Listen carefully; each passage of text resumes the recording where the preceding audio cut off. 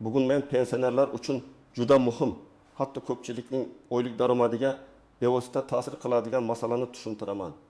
2019 yildan 2026 yilgacha pensiyaga chiqqanlar, pensiyasi qayta hisoblanishi mumkin bo'lganlar va sud orqali o'z haqini yutib olganlar masalasi. Bu mavzu oddiy ko'rinadi, lekin amalda juda ko'p odamlar pensiyasi noto'g'ri hisoblangani, ish staji to'liq qo'shilmagani, ish haqi ko'rsatkichlari past olingani yoki sud qarori bo'lsa ham to'lov kechikayotgani sababli pul yo'qotmoqda. Men bugun sizga buni oddiy tilda tushuntiraman. Kimlarga qayta hisoblash tegishli, kimlar xavotir olishi kerak, kimlar shunchaki kutib o'tirmasdan ariza berishi lozim. Sudni yutganlar nimalarga e'tibor qilish kerak. Bu ma'lumot har bir pensionerga, pensionerning farzandlariga, ota-onasining pensiya hujjatlarini tekshirmoqchi bo'lganlarga kerak bo'ladi. Shuning uchun hozirroq kanalga obuna bo'ling, like bosing va videoni oxirigacha ko'ring. Chunki birgina noto'g'ri qadam bir necha million so'mlik farqni yo'qotishga olib kelishi mumkin. Avval pensiya masalasida eng katta muammo nimada bo'lganini tushunib olaylik. Ko'p yillar davomida pensiya hisoblashda asosiy e'tibor ikki narsaga qaratilgan. Ish staji va oylik ish haqi. Ya'ni inson necha yil ishlagan, qaysi davrlarda rasmiy ishlagan, ish haqi qancha bo'lgan.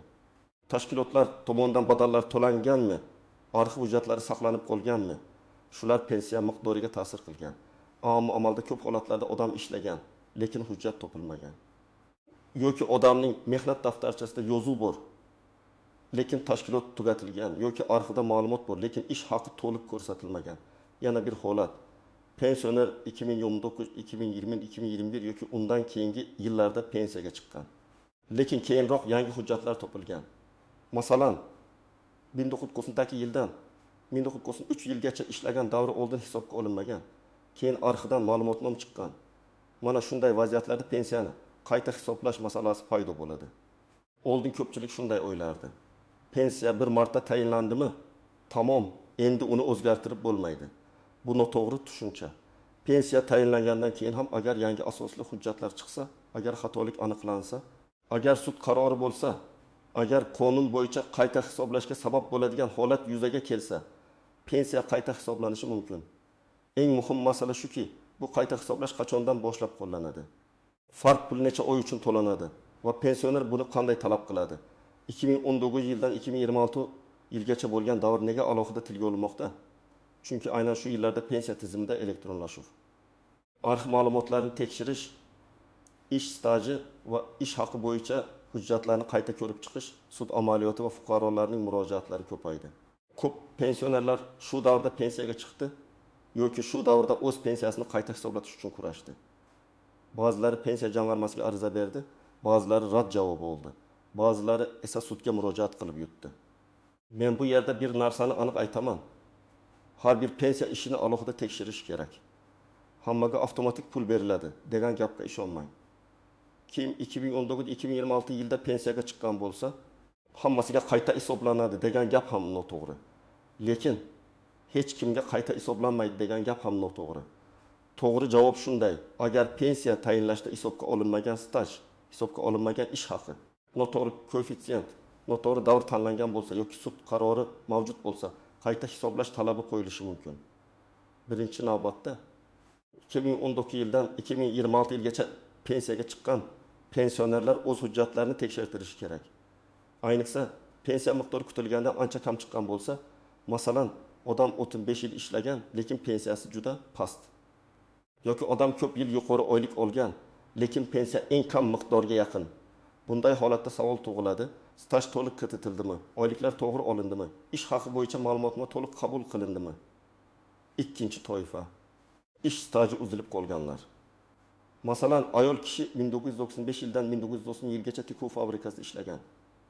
1990 yildan 1995 yilgacha boshqa tashkilotda ishlagan. Keyin farzand tarbiyasi, keyin yana rasmiy ish. Pensiya tayinlashda faqat mehnat daftarchasidagi ayrim yozuvlar qabul qilingan. Lekin 2-3 yil tasdiqlanmadi deb chiqarib tashlangan. Agar u yillarni arxiv ma'lumotnomasi, buyruq nusxasi, ish haqi qaydnomasi yoki sud orqali tasdiqlash mumkin bo'lsa, pensiya qayta hisoblanishi mumkin. Uchinchi toifa: tashkilot tugatilgan, hujjatlari arxivga topshirilgan yoki umuman topilmayotgan fuqarolar. Ko'p odamlar sobiq kolxoz, sovxoz, zavod, qurilish boshqarmasi savdo tashkiloti, maishiy xizmat korxonalarida ishlagan. Bugun u tashkilot yo'q. Lekin bu odam ishlamagan degani emas. Agar arxida mehnat haqi qaydnomalari, shaxsiy hisob varaqalari, ishga qabul qilish va ishdan bo'shatish buyruqlari bo'lsa, ular pensiya uchun muhim dalil bo'ladi. 4-toifa sudni yutganlar, bu juda muhim.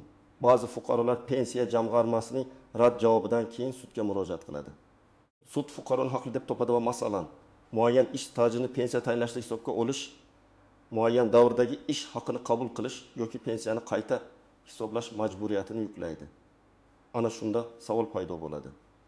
Sud qarori qachondan ijro etiladi? Farq puli qachondan to'lanadi? Pensiya jamg'armasini cho'zishi mumkinmi? Birinchi misol.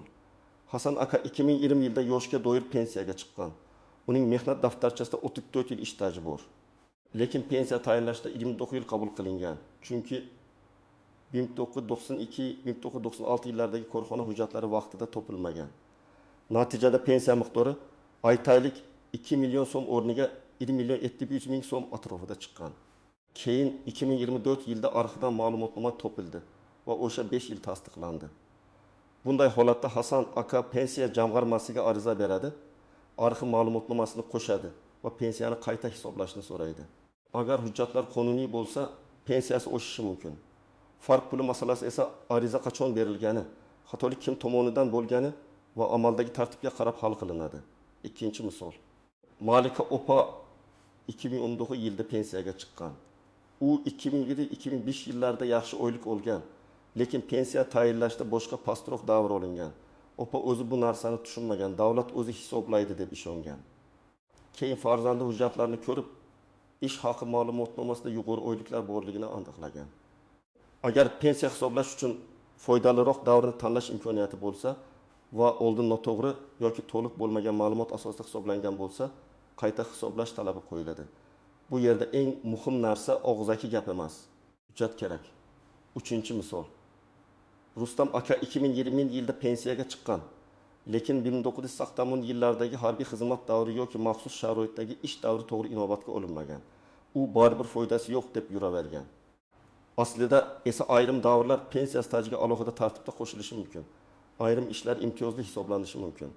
Lekin bular avtomatik tarzda qo'shilmaydi. Tasdiqlovchi hujjat talab qilinadi. Harbiy bilet, buyruq, arxi ma'lumotnomasi, ish joyidan ma'lumotnoma, lavozim va ish sharoitini tasdiqlovchi hujjatlar bo'lishi kerak. 4-misol. Saodat opa pensiya jamg'armasidan rad javobi olgan.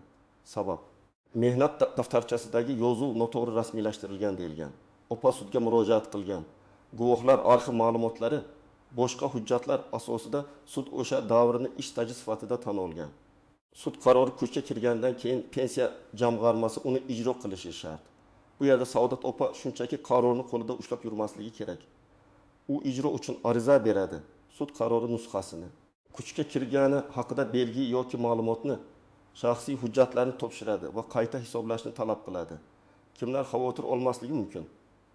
Agar siz pensiyaga chiqqaningizda barcha staj to'liq qabul qilingan bo'lsa, ish haqi bo'yicha eng foydali davr olingan bo'lsa, keyin yangi hujjat topilmagan bo'lsa, sud qarori bo'lmasa, oddiygina 2019-2026 gap chiqibdi, menga ham pul berishlari kerak deb kutish to'g'ri emas. Qayta hisoblash uchun sabab bo'lishi kerak. Pensiya tizimida har bir so'm hujjatga tayanadi. Lekin men bir narsani maslahat beraman. Hatto pensiyangiz to'g'ri deb o'ylasangiz ham, pensiya ishida qaysi stajlar qabul qilinganini, qaysi ish haqi davri olinganini bir marta tekshirtiring. Chunki ko'p xatolar pensionerning o'zi bilmagani uchun yillar davomida yashirin qoladi. Odam pensiyasi kamligiga ko'nikib qoladi. Aslida esa har oy 200 ming, 300 ming, ba'zan 500 ming so'm farq bo'lishi mumkin. Bu bir yilda katta pul. Endi eng ko'p chalkashiladigan masalalarga o'tamiz. Birinchi nozik masala: qayta hisoblash har doim ham pensiya tayinlangan kundan boshlab bo'lavermaydi. Ko'pchilik men 2020 yilda pensiyaga chiqqanman, 2025 yilda xato topildi. Demak 5 yillik farqni to'liq berishsin deydi. Bu har doim ham shunday emas.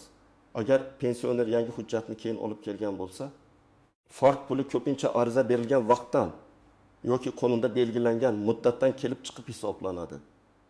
Agar xatolik davlat organi yoki hisoblovchi organ tomonidan aniq sodir etilgan bo'lsa, masala boshqacha ko'rilishi mumkin. Shuning uchun har bir ishda sababni aniqlash kerak. Hujjat oldin bor edimi? Organ uni noto'g'ri rad etganmi? Pensioner kechiktirib olib kelganmi? Sud aynan nimani belgilagan? Ikkinchi nozik masala, sud qarori matni.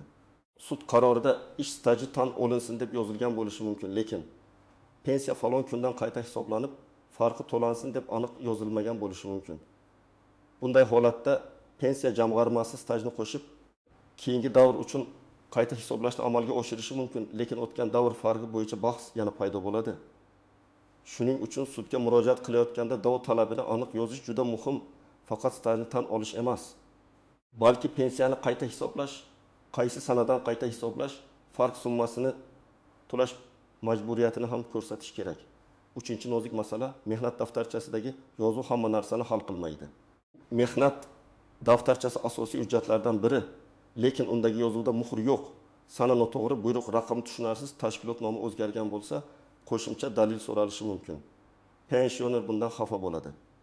Men ishlaganman-ku, nega isbotlayman? Inson ishlagan bo'lishi mumkin, lekin pensiya davlat mablag'i hisobidan to'lanadi. Shuning uchun hisob hujjatga tayanadi. Bu yerda hissiyot emas, dalil muhim. 4-chi nozik masala. Guvohlar. Ba'zi odamlar ikki kishi guvohlik beradi, bo'ldi deb o'ylaydi. Guvoh ko'rsatmasi ayrim holatlarda yordam berishi mumkin, ayniqsa sudda. Lekin guvoh har doim ham ish haqi miqdorini tasdiqlay olmaydi. Guvoh u shu yerda ishlagan deb aytishi mumkin, lekin u falon miqdorda oylik olgan degan masala uchun odatda ish haqi qaydnomalari, arxiv hujjatlari kerak bo'ladi. Shuning uchun guvohni asosiy gurol deb emas, qo'shimcha dalil deb ko'rish kerak. 5-chi nozik masala, yuqori pensiya va oshirilgan pensiya har doim bir xil narsa emas. Masalan, staj qo'shilganda pensiya 20 ming so'mga oshishi mumkin. Ish haqiga davri o'zgarsa 30 ming so'mga oshishi mumkin. Lekin ba'zan qo'shilgan staj pensiya miqdoriga deyarli ta'sir qilmasligi ham mumkin. Chunki pensiya formulasi bir nechta ko'rsatkichlardan iborat, shuning uchun 5 yil qo'shildi. Demak, juda katta oshadi deb kafolat berib bo'lmaydi. Lekin bu tekshirmaslik kerak degani emas. Har bir yil, har bir oy ahamiyatli bo'lishi mumkin. 6-chi nozik masala. 2019-2026 yillar oralig'ida pensiyaga chiqqanlarning huquqi bir xil emas. 2019 yilda hujjat topshirgan odam bilan 2026 yilda pensiyaga chiqadigan odamning holati, elektron bazadagi ma'lumotlari, ish stajini tasdiqlash usullari, ish haqi ma'lumotlari farq qilishi mumkin. Bugun ko'proq ma'lumot elektron tizimlarda ko'rinadi, lekin eski davrlar baribir arxiga bog'liq. Ayniqsa 1990 yillar, 2000 yillar boshidagi ish faoliyati ko'p nizolarga sabab bo'ladi. 7-chi nozik masala, sudni yutish bilan pulni olish bir kunning ishi emas. Sud qarori kuchga kirishi kerak. Qaror ijroga yuborilishi kerak. Tegishli organni ko'rib chiqib, hisob-kitob qilishi kerak. Agar kechiktirilsa, ijro organiga murojaat qilish, yozma talab berish, ba'zan qayta shikoyat qilish zarur bo'ladi. Men sudni yutgan odamlarning eng katta xatosini ko'p ko'raman.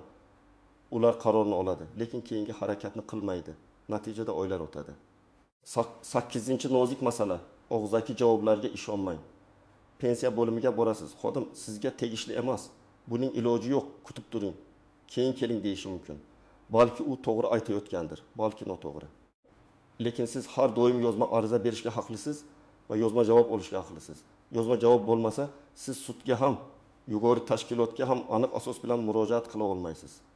Shuning uchun muhim masalada faqat og'zaki suhbat bilan cheklanib qolmang. Birinchi qadam, pensiya hujjatlaringizni yig'ing. Sizda pasport yoki oyda karta nusxasi, pensiya guvohnomasi, mehnat daftarchasi nusxasi, harbiy bilet bo'lsa uning nusxasi, diplom yoki o'qish davriga oid hujjatlar, farzandlar tug'ilganlik guvohnomalari, ish haqi to'g'risidagi ma'lumotnomalar, arxivdan olingan javoblar bo'lishi kerak. Agar sud bo'lgan bo'lsa, sud qarori, ajrimlar, qarorining kuchga kirgani haqida ma'lumot ham kerak. Ikkinchi qadam, pensiya ishingizda nimalar hisobga olinganini aniqlang. Buning uchun yashash joyingizdagi pensiya jamg'armasi bo'limiga murojaat qilib, pensiya tayinlashda qaysi ish staji va qaysi ish haqi davri qabul qilinganini tushuntirib berishni so'rang. Iloji bo'lsa yozma ariza bering.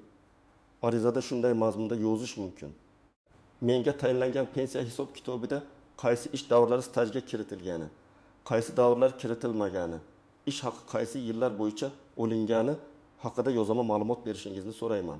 3-qadam. Kiritilmagan davrlarni aniqlang. Masalan, mehnat daftarchangizda 1937-1991 yillar bor. lekin pensiya hisobida yo'q. Yoki 2001-2003 yillardagi ish haqi ma'lumotnomasi bor, lekin hisobga olinmagan. Har bir farqni alohida yozib chiqing.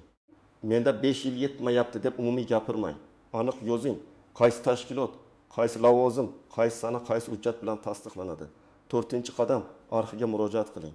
Tashkilot tugatilgan bo'lsa, uning hujjatlari qaysi arxivga topshirilganini aniqlash kerak. Tuman yoki shahar arxivi, viloyat arxivi, tashkilotning huquqiy vorisi, tegishli vazirlik yoki idora orqali ma'lumot topilishi mumkin. Arxivga yozayotganda men ishlaganman, ma'lumot bering deb emas, imkon qadar aniq yozing. Tashkilot nomi, ishlagan davr, lavozim, tug'ilgan yil, oldingi familiya bo'lgan bo'lsa, uni ham ko'rsating. Ayollarda nikohdan oldingi familiya arxiv qidiruvida juda muhim. 5-qadam. Pensiya jamg'armasiga qayta hisoblash bo'yicha ariza bering. Arizada shunday mazmun bo'lishi mumkin. Menga tayinlangan pensiyani yangi taqdim etilayotgan hujjatlar asosida qayta hisoblab berishingizni. Hisobga olinmagan ish stajimni va ish haqi ma'lumotlarini pensiya hisobiga qo'shishingizni so'rayman.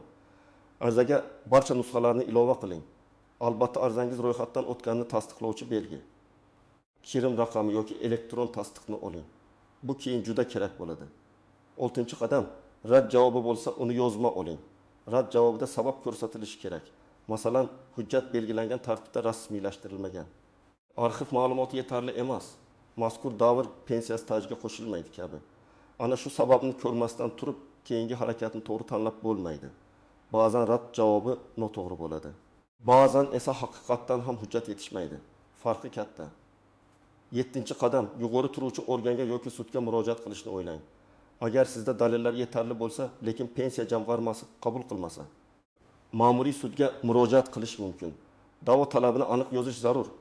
Rad javobini noqonuniy deb topish, muayyan davrni ish stajiga qo'shish, pensiyani qayta hisoblash majburiyatini yuklash, zarur bo'lsa farq summasini to'lash. Men tavsiya qilaman. Sudga borishdan oldin hujjatlaringizni huquqshunos yoki pensiya masalalarini tushunadigan mutaxassisga ko'rsating. Chunki noto'g'ri yozilgan da'vo keyin vaqt yo'qotadi. 8-qadam. Sudni yutgan bo'lsangiz, ijroni nazorat qiling. Qaror kuchga kirgach, uning nusxasini pensiya jamg'armasiga topshiring. Yozma arizada sud qarorini ijro etib, pensiyamni qayta hisoblab berishingizni va sud qarorida ko'rsatilgan to'lovlarni amalga oshirishingizni so'rayman deb yozing. Agar ijro kechiksa, majburiy ijro byurosiga, yuqori tashkilotga yoki sudga ijro masalasi bo'yicha murojaat qilish mumkin. Sud qarori qog'ozda qolib ketmasligi kerak. 9-qadam. Hisob kitobni tekshiring. Qayta hisoblashdan keyin pensiya oshdi. Lekin bu hali hammasi to'g'ri degani emas. Sizdan so'ramasdan ham hisob kitobni tushuntirib berishlari kerak. Qaysi davr qo'shildi? Yangi pensiya miqdori qancha bo'ldi? Farq pul qancha oy uchun hisoblandi? Qaysi sandan qo'llanadi? Bularni yozma yoki aniq jadval shaklida so'rang. Agar tushunmasangiz, mutaxassisga ko'rsating. 10-qadam. Hujjatlarni yo'qotmang. Ko'p pensionerlar ariza berganini isbotlay olmaydi. Chunki nusxa olmagan, kirim raqamini saqlamagan, arxiv javobini yo'qotgan. Har bir hujjatdan nusxa oling, alohida papka qiling.